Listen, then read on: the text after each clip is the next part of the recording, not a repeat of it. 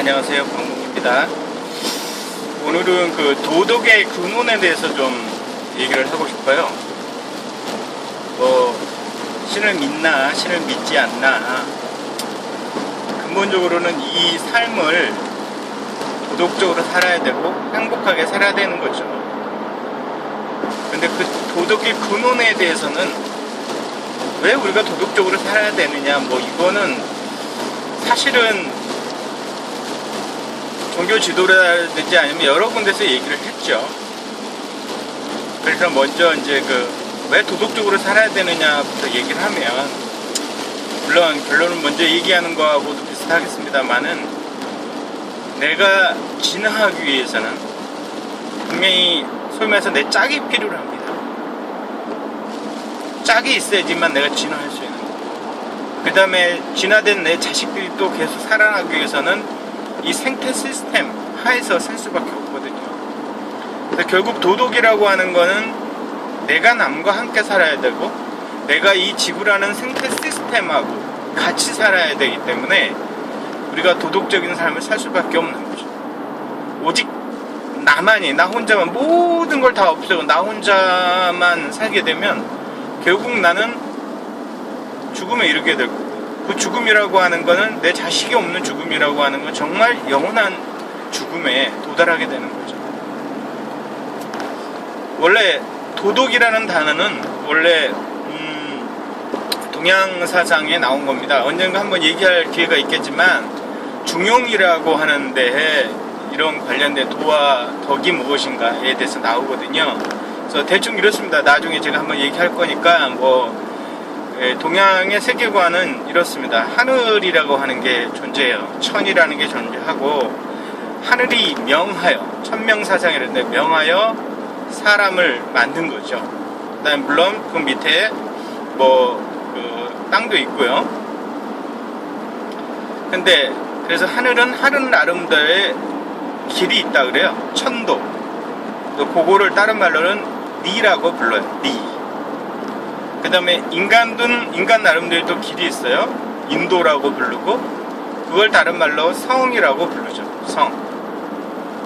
그 다음에 땅도 땅 나름대로의 길이 있어요. 지도죠. 예. 그 지도가 바로 어떤 자연이죠. 자연의 섭리, 이런 거죠. 그래서 여기서 조금 이제 얘기 나오는 게, 동양의 특징은 절대 하늘과 인간과 그 어떤 땅이 자기 나름대로 길이 있다는 겁니다. 그래서 핵심은 뭐냐면, 내가 아무리 하늘한테 빌고 내가 아무리 땅한테 빌어도 땅이나 하늘이 인간만을 위해서 자신의 미를 바꾸지 않는다는 거예요. 그게 핵심이고요. 그 다음에 또 여기 보면 아까 그 하늘의 이치를 니라고 부른다 그랬죠. 그 다음에 그 인간의 길을 갖다 성이라고 부릅니다. 심성성자의 성인데, 그래서 성리학이라는 게 나온 거거든요. 그래서 동양의 그 유교를 다른 말로는 성리학이라고 부르죠. 그러니까 성리학이라고 하는 건 인간의 본성과 우주의 이치를 탐구하는 학문입니다. 이런 건 나중에 얘기하고요. 하여튼 근데 거기서 이제 하늘은 인간한테 어떤 성품을 부여를 할 때 좋은 것도 부여한 거 있고 나쁜 것도 부여한 게 사실은 있다고 보는 거죠. 그 중에서 좋은 거를 뭐라고 부르냐면 덕이라고 부릅니다. 그래서 공자는 덕치주의라고 하는 걸 얘기를 했던 거죠. 그러니까 하늘이 인간한테 부여한 성품 중에서 좋은 성품인 덕이라는 거를 우리가 드러내야 된다, 그죠? 근데 그 덕을 기반으로 해서 정치를 하는 걸 갖다 공자는 덕치주의라고 했고요. 근데 인간이라고 하는 게 그 하늘이 부여해준 그 어떤 좋은 그 성품, 그 하늘의 이치로 우리는 끝없이 돌아가야 된다는 거예요. 그게 바로 뭐냐면 도예요. 도. 하늘의 그 좋은 이치로 끝없이 돌아가야 된다. 거기서 뭐가 나오냐면 도덕이라고 하는 게 나온 거죠. anyway, 이게 저는 학자도 아니고 그러기 때문에, 하여튼 그래서 도덕이라고 하는 게 궁극적으로는 남과 함께 사는 거예요. 그 다음에 인간 외에 우리 자연과 함께 사는 거죠. 우리는 하나의 이 생태계라는 에코시스템 내에 있으니까. 근데 왜 함께 살아야 되느냐라고 하는 거는, 물론 저는 계속 얘기하다 보면 이 자연의 이치로 돌아가자라고 하고 그 도덕의 근원이 그거라고 하는 걸 얘기를 하겠지만, 그 전에 다른 사람들이 뭐라고 얘기했는지 한번 얘기를 해보는 거죠. 그러니까 예를 들어서 뭐 기독교의 하나님이라든지 뭐 그런 기독교적으로 보면 도덕의 근원은 하나님이 전능하신 하나님이 명을 했기 때문에, 자, 예를 들어서 십계명 같은 것들이 굉장히 중요한 도덕률 중에 하나죠. 왜? 하나님이라는 전능하신 분이 명령을 했기 때문에 그게 도덕이 된 거예요. 그래서 신의 명령 이꼬르 도덕이 된 거죠. 그러나 뭐 전에 있던 제가 전지전능의 문제에 대해서 얘기했듯이, 이 하나님이 명해서 도덕이 됐다면, 자, 예를 들면 뭐 십계명에 살인하지 말라라고 했단 말이에요. 그러면 그래서 그게 도덕이 된 거예요. 근데 만약에 하나님이 살인해라 그러면 어쩔 거냐. 사실 현재 종교들이 엄청나게 많은 살인들을 갖다 저지르고 있죠. 가장 큰 문제점 중에 하나가, 사실 그들은 자신의 욕심이나 정치적 야망을 실현하기 위해서 종교라는 툴을 이용해서 사람들을 죽이고 있는 거죠. 그러면 그 사람을 죽였을 때 그 사람들이, 아, 내가 종교 이름으로 사람을 죽였을 때 뭔가 찾았을 거예요. 하나님이 십계명이라고 하는 거 살인하지 말라라고는 얘기도 했지만, 뭔가 성경의 다른 부분에는 사람을 죽여도 된다라고 하는 어떤 말이 분명히 있었을 거예요. 그래서 그걸 찾고 위안을 가졌겠죠. 즉, 단순하게 도덕이라고 하는 게 하늘의 명령을 통해서만 이루어진다 그러면 이런 문제가 있는 거거든요. 왜? 하늘은 말을 하지 않기 때문에. 자, 두 번째, 불교적인 시각을 한번 볼까요? 불교의 마지막은 도덕으로부터의 해탈이라 그래요. 불교가 추구하는 거는 뭐 다양한 불교적인 진리들이 있지만, 작은 애들이 소위 말해서 가장 그 불교를 선봉해서 있는 스님들이 뭐 결혼하지 않고, 궁극적으로는 자연의 질서를 위반하고 결혼하지 않아서 자기의 영원한 생명을 끌어버리는 그런 일을 하죠. 그래서 뭐 궁극적으로는 뭐 함께 살아야 할 이유가 없다고 보는 걸 스스로 증명하는 거죠. 물론 스님들께서는 그게 아니라고 계속 얘기하시겠지만, 그게 가장 스님들의 삶이 가장 올바른 삶이라고, 불교적인 삶이라고 얘기할 수 있는 거 아닐까?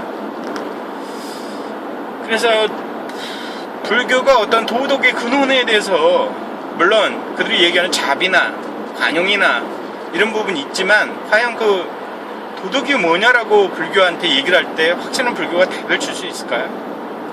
저는 그건 어렵다고 해요. 저희 공자님은 어떠셨냐면, 뭐 여러가지 문화학적으로 보면 그 도덕의 근원을 효라고 봤습니다. 결론적으로 말하면 효라고 봤는데, 그 전에 공자님은 뭐 이런 얘기를 했죠. 뭔가 인간이 어떤 타인에 대해서 아니면 자연에 대해서 뭔가 나쁜 일을 할 때 그 인간의 근원 속 안에 참아하지 못하는 어떤 마음이 있다라고 했어요. 참아하지 못하는, 뭐 이런 게 나중에 많이 발현이 되면 인의예지라고 하는 게 사실 되는 거지만, 그래서 인간 자체에서 그 도덕의 근원을 찾을 수 있다라고 공자는 사실 얘기를 한 거거든요. 자, 예를 들면 아까 얘기 다시 한번 하는데, 자, 도덕의 근원이 하나님의 명령에 의해서 했다고 쳐요. 자, 그래서 하나님이 전능하셔서 살인하지 말라고 얘기를 했거든요.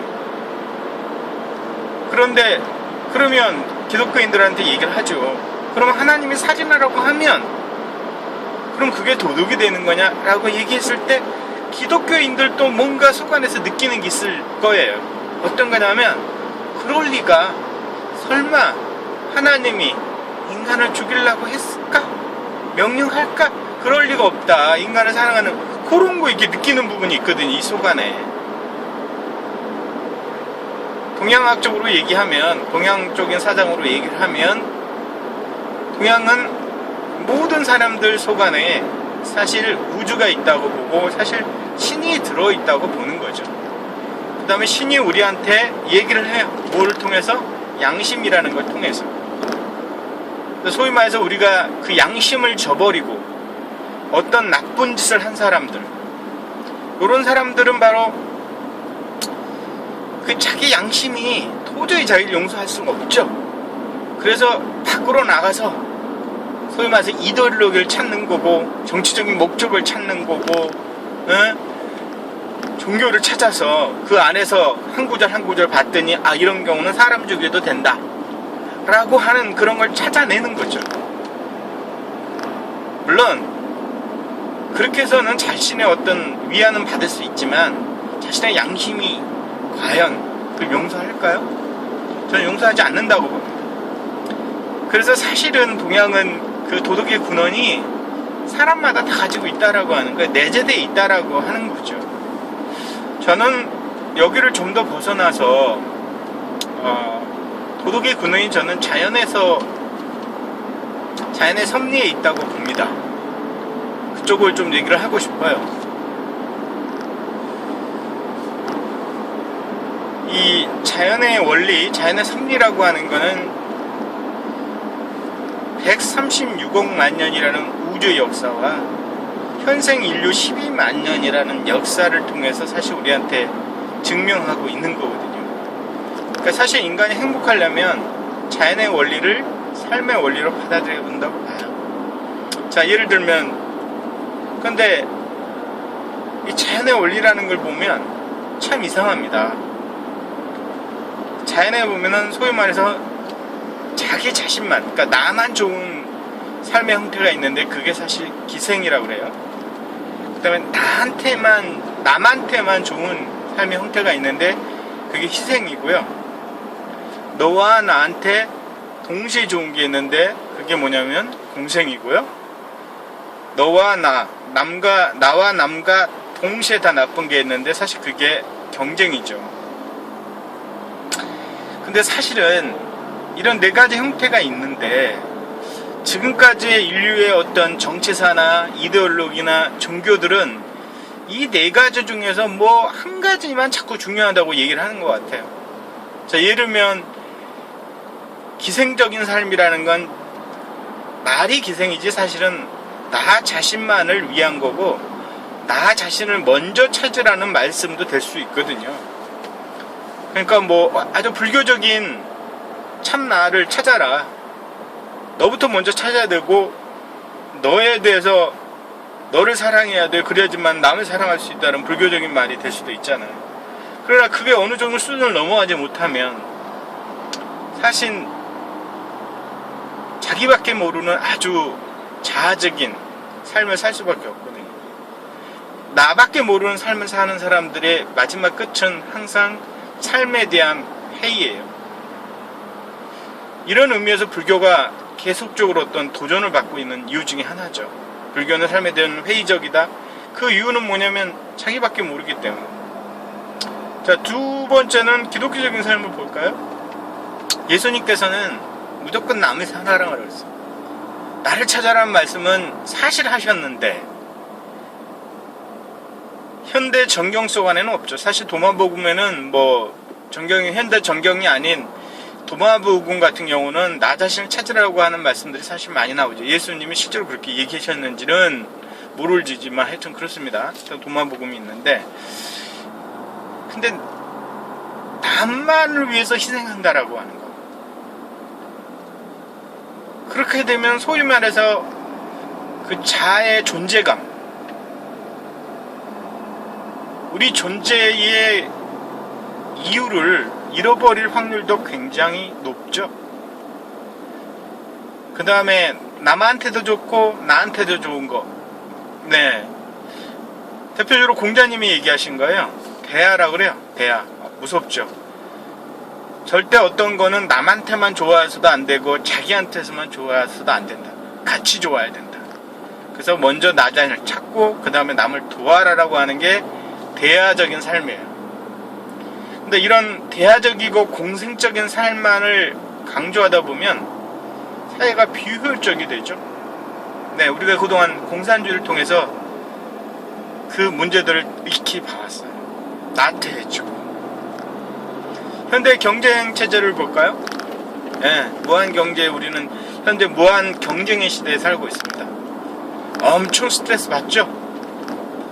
그렇지만 뭐 어떤 경쟁을 통해서 자신의 어떤 발전을 끝없이 이루는 부분도 있다라고 하는 거죠. 자, 자연계획에서 보면 사자와 임팔라의 싸움이 있습니다. 임팔라는 눈을 뜨는 순간 뛰어야 됩니다. 내가 사자한테 지는 순간 나는 죽음이죠. 반대로 사자는 임팔라를 잡아먹어야 됩니다. 그러니까 서로 경쟁을 통해서 사실은 서로 발전을 하는 거거든요. 그러니까 그런 부분이 있어요. 그래서 제가 얘기하고 중요한 포인트는 뭐냐면 바로 그동안은 인류들이 이 네 가지의 어떤 자연의 섭리가 있는데 이 섭리 중에 어떤 하나만을 강조를 했다는 거예요. 그러다 보니까 여러 가지 문제가 있는 거거든요. 어차피 우리 삶이나 자연에는 이 네 가지 원리가 같이 존재할 수밖에 없고 같이 존재하는 어떤 에코시스템 하에서 우리가 살아야 됩니다. 어느 하나만 중요하고 나 자신을 통해서만 세상을 보는 거는 에고시스템이죠. 그래서 그 에고시스템을 버리고 에코시스템을 찾으라. 그래서 이 에코라고 하는 건 생태계 자체를 우리가 서로 인정하는 거고, 그 인정하는 이유는 뭐냐면 내가 삶의 영속성을 보장받기 위해서는 다른 사람도 필요하고 그 다음에 이 자연이 우리한테 필요하기 때문이죠. 그래서 저는 도덕의 근원은 바로 자연의 섭리에 있다고 봅니다.